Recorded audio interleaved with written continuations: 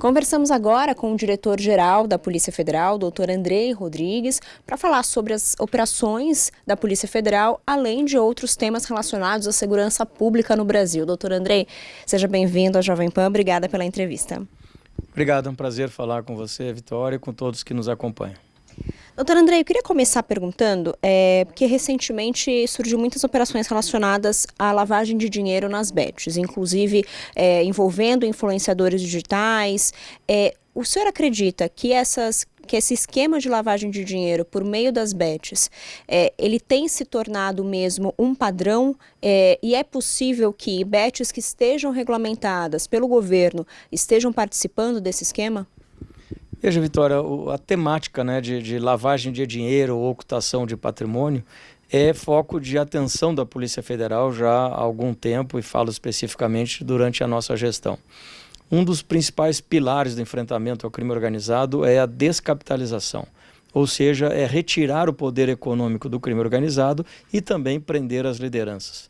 E há um fenômeno que não é tão recente, mas acentuou-se há pouco, que é a penetração do crime, seja organizado ou não, mas a penetração de criminosos na economia formal, em atividades que têm uma aparência de legalidade, licitude, mas que na verdade estão utilizando o sistema formal econômico para lavar dinheiro, para ocultar patrimônio. E você cita alguns casos, cita o caso de bets, que são importantes. Fizemos uma operação relevante semana passada com um dito influencer e que tinha um patrimônio de fato muito grande. Agora a investigação segue e está em curso para que a gente identifique as eventuais ilegalidades. Então essa de fato tem sido uma preocupação nossa, de uma atuação muito forte na descapitalização do crime organizado e lavagem de dinheiro, seja com bets, seja em qualquer sistema econômico que ocorra. E isso nos traz também essa muito forte parceria com o COAF, com o Banco Central, que são também atores prioritários nesse enfrentamento. Tanto bets quanto criptomoedas, né, parece que são novas formas do crime lavar dinheiro. O senhor acredita que essa já tem sido a forma principal que o crime organizado já alcançou para lavar dinheiro? E aproveito e pergunto também se o PCC, que é a maior organização criminosa do país, está usando já esse mecanismo. Veja, Vitória, há muitas modalidades, de ocultação de patrimônio e lavagem de dinheiro. Você cita algumas delas e que nós já estamos atuando, estamos enfrentando.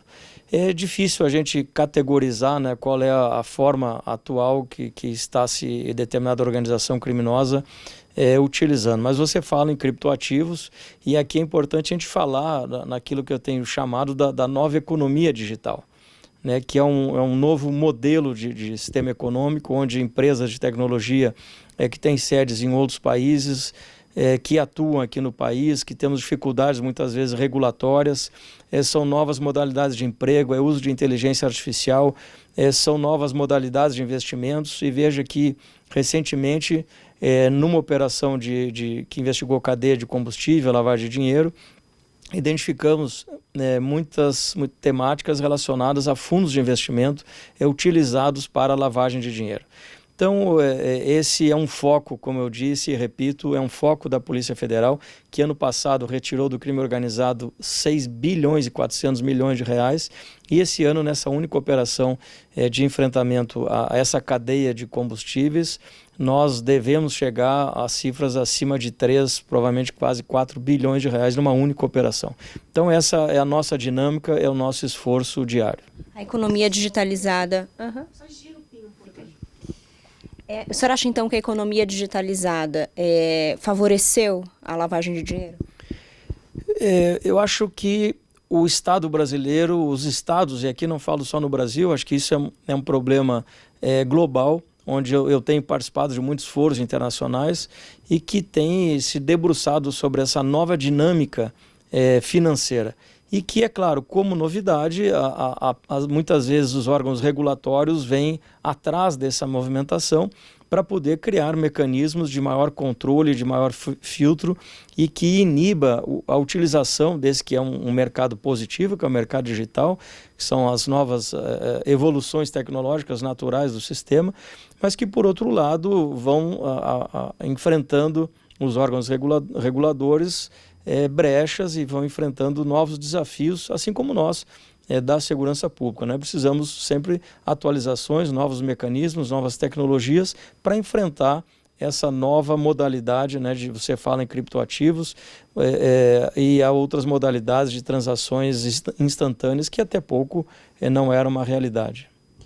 Agora, o senhor também falou recentemente que existe, inclusive acho que foi num evento fora do país, que existe um certo exagero da mídia quando a gente fala da participação de facções criminosas, por exemplo, no caso do metanol, né, que é um caso de contaminação de bebidas. A gente parece ser um caso coordenado de contaminação de bebidas. O senhor acha que, de fato, nem sempre a organização criminosa está presente nesses casos? No caso do metanol, não tem nenhuma participação de organização criminosa? Vitória, a minha crítica é a antecipação de fatos que a investigação é que vai dizer.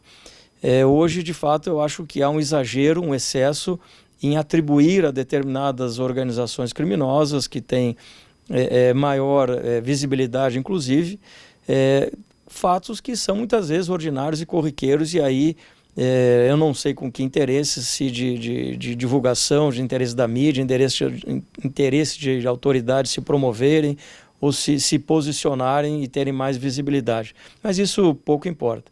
O que nós temos que trabalhar é com a técnica e com a seriedade. O que a Polícia Federal não vai fazer é dizer, às vezes no minuto 1 da ocorrência de um crime, que aquele crime foi cometido por determinada organização ou determinada pessoa, quando sequer a investigação começou.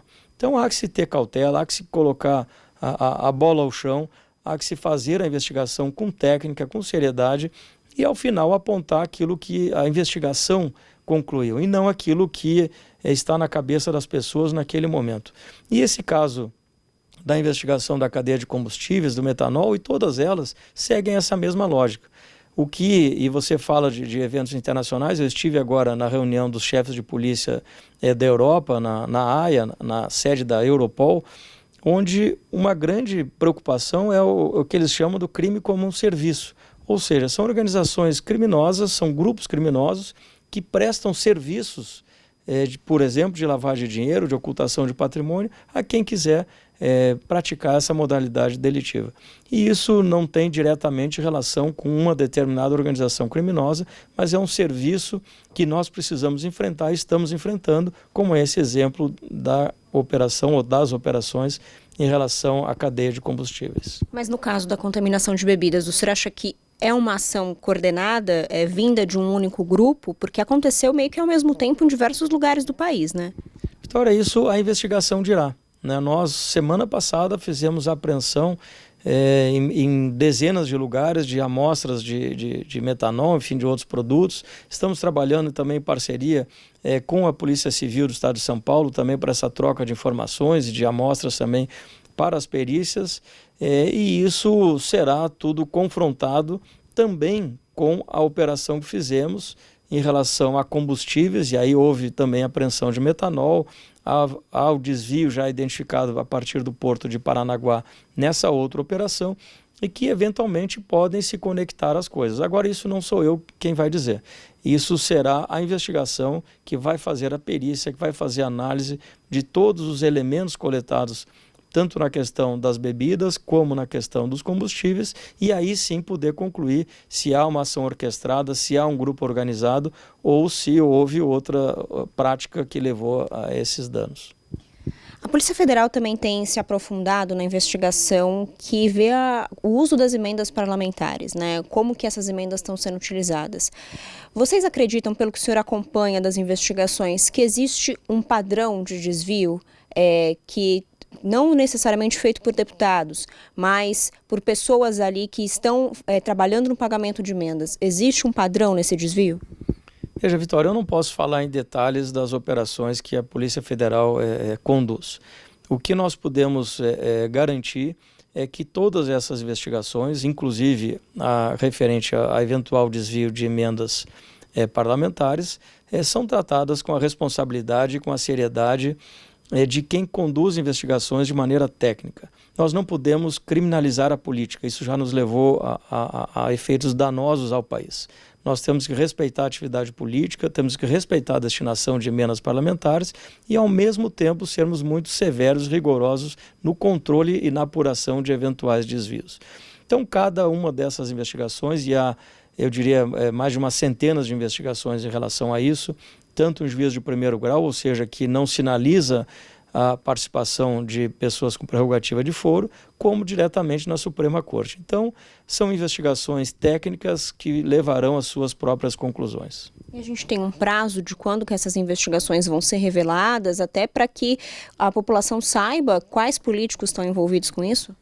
Vitória, já houve várias ações que a Polícia Federal fez com responsabilização de parlamentares, com responsabilização de políticos, com indiciamentos, com busca e apreensão, com prisões, referentes a essa modalidade criminosa. Então, eu não posso dizer de mais de uma centena de operações, qual é o prazo de cada uma investigação tem o seu período necessário de maturação e, ao fim e ao cabo, chegará às suas conclusões técnicas e rigorosamente baseadas na lei. Por falar em política, eleições do ano que vem, já existe um temor de que a disseminação de notícias falsas acabe escalando justamente por conta até da inteligência artificial. Como que a Polícia Federal tem se preparando? Vocês estão pensando em algum tipo de esquema especial para as próximas eleições? O nosso trabalho, em relação a crimes eleitorais, e nós somos a Polícia Judiciária Eleitoral, ele não parou desde a última eleição e nós já trabalhamos, inclusive, muito proximamente com o Tribunal Superior Eleitoral para fazer o enfrentamento a todas as modalidades de delito. E aqui nós entramos numa pauta central, que não é apenas a divulgação de uma informação inadequada ou falsa, mas o cometimento de crimes a partir dessas informações. E é isso que a polícia apura, são crimes. Então, toda vez que alguém cometer um crime na rede de computadores, enfim, pela internet, redes sociais, onde for, nós vamos apurar, assim como nós apuramos quem comete crime na vida física, no dia a dia, seja no processo eleitoral, seja em qualquer outra situação. Então, é claro que há a preocupação até pelo avanço das tecnologias de deepfake, inteligência artificial e tudo mais que é possível se fazer hoje pelas redes, que nos traz essa preocupação e o nosso time já está trabalhando, como eu disse, junto com o Tribunal Superior Eleitoral, em várias medidas que nós já estamos, na verdade, trabalhando. Fizemos operação recente, semana passada, fruto de operação realizada na eleição municipal anterior, e assim nós vamos seguir acompanhando, fazendo todo o trabalho de polícia judiciária. Mas o senhor poderia dar um exemplo do que vocês já estão acertando para tentar coibir essas ações? Nós temos, por exemplo, uma operação que fizemos em relação a deepfake, identificando o modus operandi de como foi construída essa falsificação de imagens, de vozes e que levaram a danos severos em relação ao processo eleitoral. Então, é claro que eu não vou entrar em detalhes técnicos aqui do que estamos fazendo ou deixando de fazer, mas o que eu tenho a garantia de dizer é que a Polícia Federal hoje tem buscado acompanhar todas as ações e se modernizar, investir em tecnologia, em capacitação dos nossos profissionais, a partir inclusive da criação de uma diretoria de crimes cibernéticos que hoje é responsável por cerca de 30% das operações da Polícia Federal que são realizadas, e são mais de 3 mil operações por ano. Então, são adequações que nós temos de fazer sempre para acompanhar também o ritmo que, infelizmente, a criminalidade avança. Dá para fazer algum acordo com as empresas de redes sociais para que se tenha um novo mecanismo de controle disso no ano que vem, nas eleições especificamente? Eu não tenho dúvidas. As empresas de tecnologia, elas têm sido muitas vezes parceiras, têm atuado em cooperação com os órgãos públicos e muitas vezes ajudado nesse enfrentamento ao crime organizado e ao cometimento de delitos. Então, eu sou um entusiasta de parcerias. A Polícia Federal tem parcerias com a FEBRABAN, com a Zeta, com universidades privadas, com universidades públicas, obviamente, com outras polícias do mundo inteiro, onde nós acreditamos que essa troca é benéfica para todos, inclusive para as empresas de tecnologia. Então, eu não tenho dúvida que as empresas sérias, elas serão parceiras e atuarão em conjunto com a Polícia Federal e com os órgãos do sistema de justiça criminal, que tem as ferramentas também para compelir as empresas que eventualmente insistam em não cooperar. Mas dá para propor algo novo para coibir isso? Isso já foi feito em alguma medida na última eleição, a partir do Centro de Apuração de Acompanhamento de Tecnologia lá do TSE, que a Polícia Federal também participa, e conosco, onde há uma troca instantânea, eu diria, em tempo real, de informações das empresas com esse centro de enfrentamento à desinformação e que nos permite, identificadas irregularidades, informar as empresas de tecnologia para fazerem as suas checagens e o seu controle. O que nós precisamos enfrentar é o cometimento de crimes, Vitória. É a desinformação que leva, por exemplo, à violação de crianças e adolescentes pelas redes, que leva à mutilação de jovens, que leva ao tráfico de drogas, ao tráfico de armas, que leva ao homicídio, que leva ao suicídio pelas redes. E isso é inaceitável que nós acompanhemos passivamente. E para isso é necessário sim que se tenham regras muito claras de uso e de mecanismos para coibir essas atividades criminosas. Eu citei esses exemplos, mas também isso vale para os crimes eleitorais, vale para os crimes de ódio, vale para os crimes contra a honra, vale para toda a sorte de crimes. E para isso seria necessário uma nova legislação de regulação das Big Techs? Eu não tenho dúvida que é importante uma legislação que regulamente o funcionamento, assim como todos os canais de comunicação, por exemplo, a Jovem Pan, obedece regras e obedece normas. Os veículos, digamos, tradicionais de imprensa não podem anunciar a venda de drogas nas suas comerciais, não podem mostrar a violação de crianças na sua televisão. Por que as empresas de tecnologia poderiam fazer isso?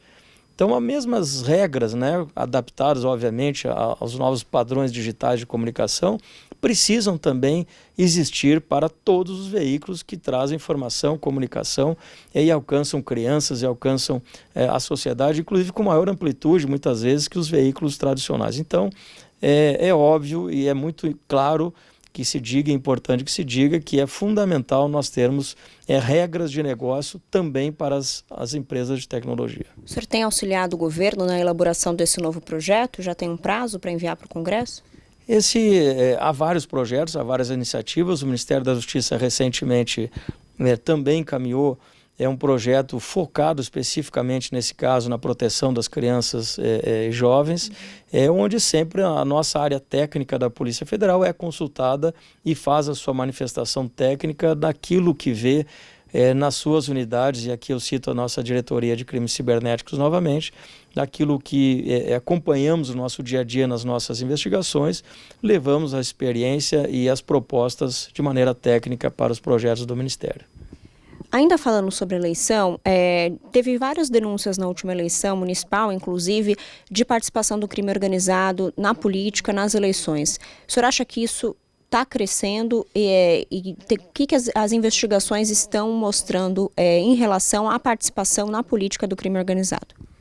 Essa é uma ótima questão, Vitória, e veja que pela primeira vez na história nós fizemos a apreensão de mais de 30 milhões de reais em espécie na última eleição municipal.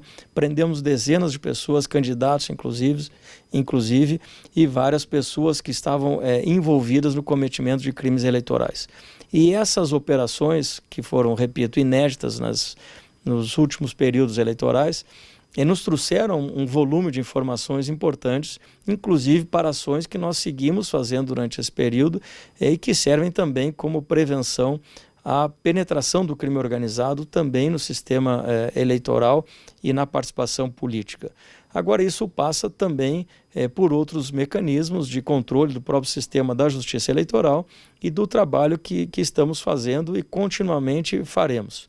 Veja agora essa nossa grande interação com o Banco Central, com o COAF, que é a unidade de inteligência financeira também responsável por enfrentar a lavagem de dinheiro e ocultação de patrimônio, que tem trazido resultados muito importantes para a nossa atuação. Eu preciso lembrar que numa única apreensão na eleição da eleição municipal passada, nós apreendemos 5 milhões de reais em espécie às vésperas da eleição. Então são parcerias, são ações cooperadas, integradas, que vão nos levar aos melhores resultados. E, bom, falando ainda também sobre eleições, todo o processo de julgamento envolvendo o ex-presidente Jair Bolsonaro está no Supremo Tribunal Federal, também diz respeito às eleições de 2022. E no Congresso Nacional se discute o projeto de anistia tanto ao ex-presidente Jair Bolsonaro quanto aos outros participantes que se envolveram ali na tentativa de golpe. O senhor avalia que teria alguma chance de acordo para esse projeto da anistia? Na opinião do senhor, dá para fazer um meio termo, que é o que alguns partidos de centro têm defendido? Primeiro é importante dizer que a Polícia Federal fez uma investigação técnica rigorosa e apresentou elementos suficientes para o sistema de justiça criminal, que teve andamento com a denúncia e com a condenação de investigados. Portanto, nós entendemos que a missão da Polícia Federal nesse processo, nessa etapa, foi concluída, inclusive com um volume de provas muito importantes que aconteceu. Eu tenho maior respeito pelo processo legislativo, pelo parlamento brasileiro, e jamais ousaria aqui me imiscuir em temas que são atinentes ao parlamento brasileiro. O que eu posso falar em relação ao trabalho que fizemos é que é um trabalho muito robusto, consistente, que apresentou as provas necessárias e que vários juristas, inclusive, comentaram do não cabimento de processo de anistia para determinados delitos. Agora, isso não é uma pauta da Polícia Federal. Eu quero sempre que o trabalho seja concluído, que as pessoas julgadas, um julgamento claro, transparente, regular, com ampla defesa, e que cumpram as condenações a que foram submetidos. Um projeto de dosimetria, por exemplo, o senhor acha que não cabe? Volto a insistir, Vitória, isso é uma atribuição do nosso parlamento, que eu tenho maior apreço e respeito pelo processo legislativo. Da nossa parte, da Polícia Federal, a missão foi cumprida, as pessoas condenadas, e eu espero que respondam pelos atos criminosos que cometeram. Recentemente, o ministro Alexandre de Moraes também reabriu um processo contra Jair Bolsonaro sobre a suposta interferência dele na Polícia Federal, uma denúncia que foi feita pelo ex-ministro, agora senador Sérgio Moro.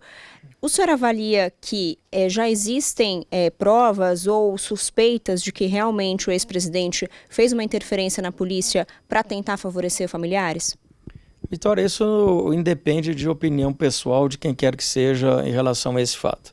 O que nós recebemos foi uma decisão da Suprema Corte, a partir da manifestação da Procuradoria da República, em razão de descoberta de fatos novos que ensejaram a reabertura desse processo de investigação.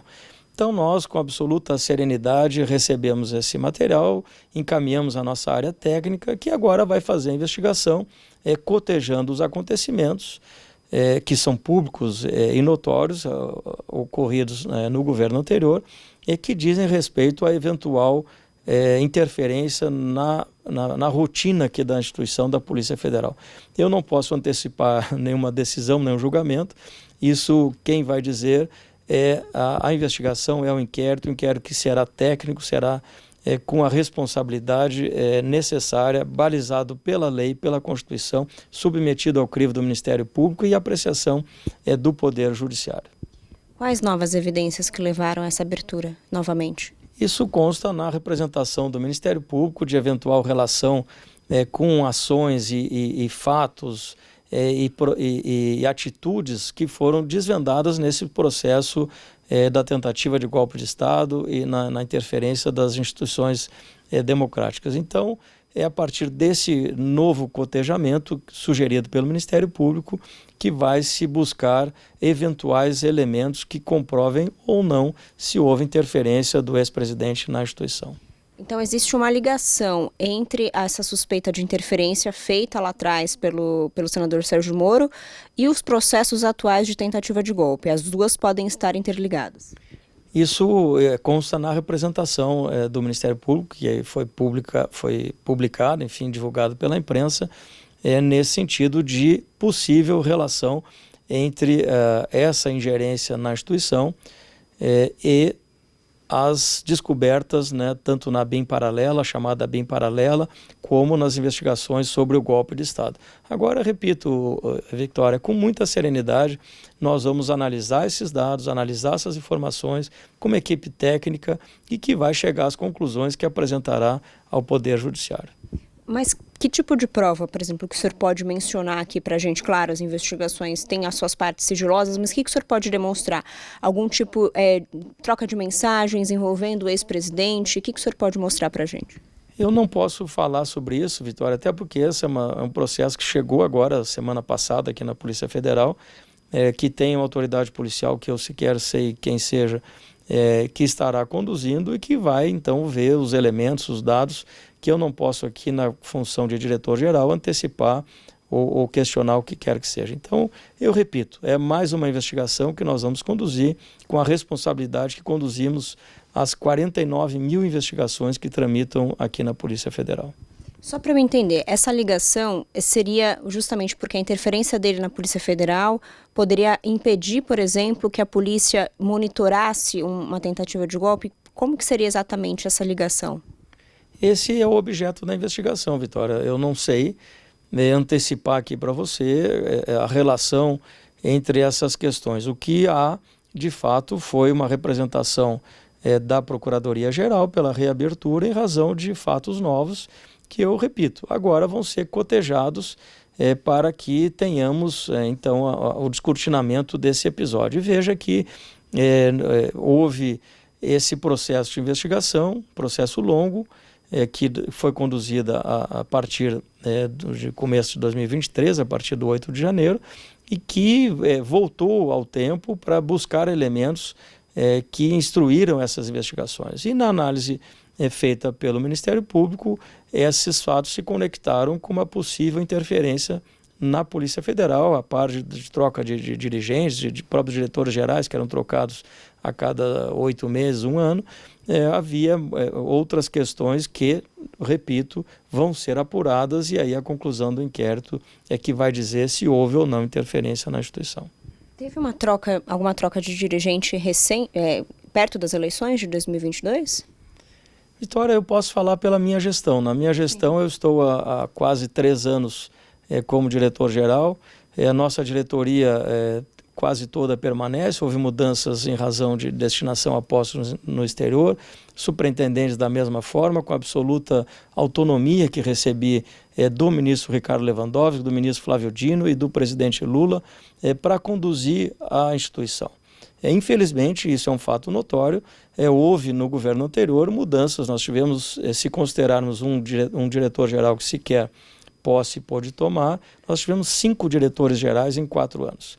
E isso com as consequentes trocas de diretores e superintendentes. Isso é ruim para qualquer instituição. Agora, isso pode ser um processo normal, pode haver interferência indevida. E é isso que a investigação vai apurar. Na nossa gestão, nesse período, a partir de janeiro de 2023, há uma estabilidade na instituição que sinaliza que o processo é técnico e que a nossa equipe segue na condução. Queria falar um pouco da PEC da segurança. O relator, Mendonça Filho, disse que vai fazer diversas mudanças no texto para apresentar. Um dos pontos do texto que tem sido criticado por parlamentares é o empoderamento da Polícia Federal, até levando a Polícia Federal também a investigar crimes ambientais nos estados. Isso teria incomodado um pouco as corporações estaduais.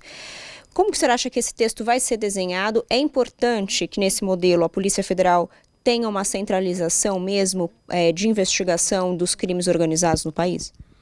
Vitória, a PEC é uma grande oportunidade do Brasil avançar no enfrentamento ao crime organizado e melhorar o seu sistema de segurança pública. E ali tem vários elementos, eu destacaria, por exemplo, a questão da coordenação nacional. O crime organizado, ele não é mais local, ele é nacional e muitas vezes transnacional, e que, portanto, precisa de uma resposta uniformizada, o que, em medida alguma, retira o poder e atribuição das polícias estaduais. Mas um olhar central e nacional e até internacional é importante para que o enfrentamento seja mais qualificado. Em relação à eventual ampliação do papel da Polícia Federal, eu não vejo por que pessoas temerem que a Polícia Federal vá atuar mais em uma pauta ou outra. Você cita a questão ambiental, a Polícia Federal já atua na questão ambiental. Tem responsabilidade sobre isso. Veja a questão das queimadas. Às vezes tem um parque nacional ao lado de um parque estadual. O fogo vai pegar os dois parques ao mesmo tempo. E a Polícia Federal só poderia limitar-se a investigar um pedaço desse processo. E o outro, fecharíamos os olhos. Então isso não tem sentido. É importante esse enfrentamento uniformizado, até em razão da interestadualidade dos delitos. E isso em nada retira o poder, a atribuição das forças de segurança estaduais, que, aliás, trabalhamos integradamente, e aqui é o outro ponto, né, de como fazer essa coordenação. E sim, eu acredito, e já disse isso reiteradas vezes, a Agência Nacional de Coordenação para o Enfrentamento ao Crime Organizado já existe no Brasil e é a Polícia Federal.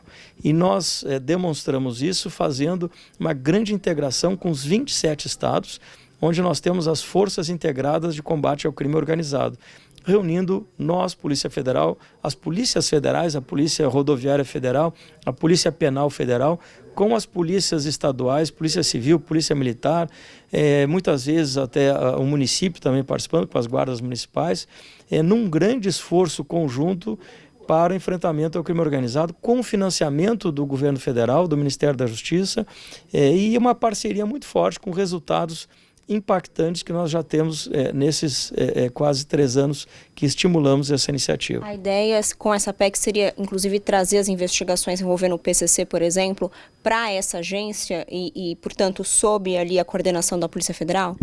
A proposta da PEC permite essa coordenação nacional e essa visão global do crime organizado. E traz também uma pauta central, que é o financiamento da segurança pública, que são os fundos que precisam existir constitucionalmente e que não sejam contingenciáveis. Então, isso são avanços extraordinários que nós teríamos com a aprovação da PEC e, é claro, sempre há oportunidade de debate, de melhoria, de sugestões. Eu acho que esse é o papel do parlamento, que o parlamento está cumprindo agora. Agora, eu entendo também que sim, a Polícia Federal, como sendo a única agência brasileira de atuação como polícia judiciária em todo o território nacional e como representante da União responsável pela cooperação internacional, eu entendo que podemos ser esse elemento agregador, a exemplo do que já fazemos nessas forças integradas, ampliar essas forças integradas, aí sim com recursos definitivamente constituídos e com isso qualificar o enfrentamento ao crime organizado. Só queria perguntar um pouco de ABIN, né? O senhor falou da questão da ABIN paralela, caso revelado, de uso indevido da ABIN. O senhor acha que ainda é necessário mudanças na agência? É possível que a agência mude para realmente ter um enfoque em investigações de relevância e também em conjunto com a Polícia Federal? O que precisa mudar? Veja, é importante entender o papel de cada instituição. Eu tenho maior respeito pela Agência Brasileira de Inteligência, que cumpre um papel no Estado brasileiro de assessoramento ao Poder Executivo, com informações de inteligência, com todos os mecanismos que tem, e que não pode transbordar disso. Nós somos instituições com funções diferentes. A Polícia Federal é a Polícia Judiciária da União, ou seja, ela faz investigações, além de prestar serviços de imigração, de expedição de passaporte, na área de polícia administrativa. Então, são papéis absolutamente distintos e quando se misturam, Vitória, agências com funções distintas, uma tentando fazer o papel da outra, isso dá errado. E todos nós, agências estatais, temos um grande parâmetro que é a Constituição da República e que são as leis. Toda vez que nós sairmos desses parâmetros, a coisa vai andar mal. Infelizmente, foi o que vimos com alguns setores, enfim, algumas pessoas que ocuparam postos na agência, inclusive ex-diretor da BIM, já condenado pela Suprema Corte. Então, é importante que se tenha isso muito presente, de que todo o desvirtuamento do papel das instituições de Estado levam a efeitos danosos. Então, eu sou um institucionalista, eu sou um legalista, eu prezo muito pelo papel que a Polícia Federal tem e cumpro e tento aqui todo dia exercer essa função para que a gente esteja sempre dentro dos nossos limites e cumprindo a nossa missão constitucional. Para a gente encerrar, queria perguntar um pouco sobre o clima que está ali na Venezuela com a vinda de prováveis forças americanas na fronteira. Queria saber se a Polícia Federal tem monitorado isso, tem se preocupado com isso de alguma forma.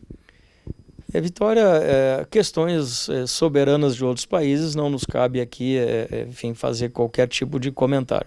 O que nós temos sempre presente é eventual reflexo que isso possa trazer para a segurança do Brasil. E até o momento nós não temos, ainda segue um fluxo migratório de venezuelanos ao Brasil, mas que já enfim, o que vem acontecendo nos últimos anos, então nada que nos acenda nenhum alerta em relação à segurança pública propriamente. Então a gente segue interagindo, né, com as polícias da América Latina como um todo, na sede da Meripol, onde a Polícia Federal e eu exerço o papel de secretário executivo, onde nós permanentemente trocamos informações e acompanhamos toda a situação, não só na Venezuela, mas em todos os nossos parceiros aqui na região, também a partir das adidâncias que a Polícia Federal tem em todos os países da América do Sul.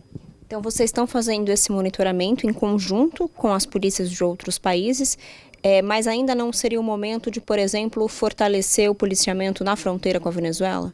Nós temos um foro permanente, Vitória, não é nesse momento que se acendeu algum mecanismo diferenciado. Nós temos um ambiente permanente de acompanhamento, de troca de informações entre as polícias das Américas, que é a Meripol, cuja sede fica em Bogotá, na Colômbia, e ali sempre fazemos nossos diálogos, reuniões. Agora, em novembro, teremos uma reunião presencial de todos os chefes de polícia da Meripol aqui em Brasília, onde nós discutimos, traçamos estratégias conjuntas e discutimos eventualmente operações bilaterais, multilaterais, e acompanhamos o cenário regional para eventual apoio, como tivemos, por exemplo, no caso de uma crise no Equador recentemente, onde os outros países ofereceram apoio em termos de tecnologia, de treinamento, capacitação para o enfrentamento da crise contra o crime organizado no Equador. E assim que agimos de maneira cooperada, integrada regionalmente.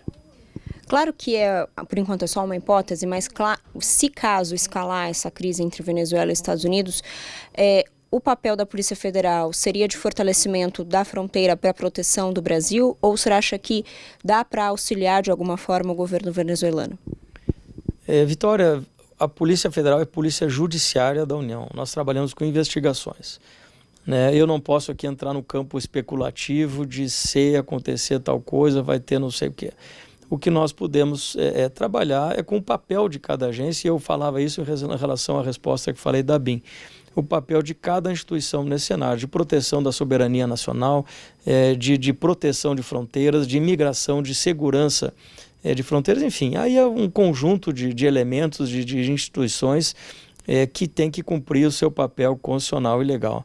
Em relação à segurança pública, que é aquilo que a Polícia Federal faz, repito, seguimos cooperando, integrando, trocando informações com todos os nossos países, nossos parceiros, países latino-americanos, que inclusive muitos deles já estão no Centro de Cooperação Policial Internacional da Amazônia, em Manaus, que é um ambiente onde nós reunimos os 9 países da Panamazônia, mais os 9 estados amazônicos, e ali trocamos informações para operações contra crimes ambientais e crime organizado em geral.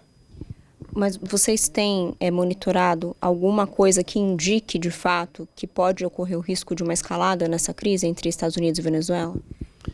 Vitória, insisto, aí eu entraria no campo especulativo e invadiria, inclusive, a questão soberana de relação entre outras duas nações que têm lá as suas idiosincrasias. Então, nós, repito, seguimos com o nosso papel de segurança pública, de integração e de cooperação com os outros países.